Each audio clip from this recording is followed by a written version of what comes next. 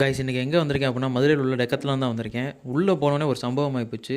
இப்போ தான் first time வந்து டெக்கத்லானுக்குள்ளேயே போகிறேன். நான் பண்ண தப்ப நீங்கள் யாரும் பண்ணாதீங்க. அது என்னென்னு சொல்லிட்டு வீடியோ எண்டில் சொல்கிறேன். ஸ்போர்ட்ஸ் ஐட்டம்லாம் நிறையா வச்சுருந்தாங்க. அது மட்டும் இல்லாமல் வின்டரில் யூஸ் பண்ணுறதுக்கு க்ளவுஸு, ரெயின் ஜாக்கெட்டு, ஜர்க்கின்னு எல்லாமே வச்சுருந்தாங்க. அங்கே உள்ள ஜர்க்கின் எடுத்து போட்டு பார்த்தேன். உண்மையாலே குவாலிட்டி நல்லா இருந்துச்சு. ப்ரைஸ் மட்டும் கொஞ்சம் ஹையாக இருந்துச்சு.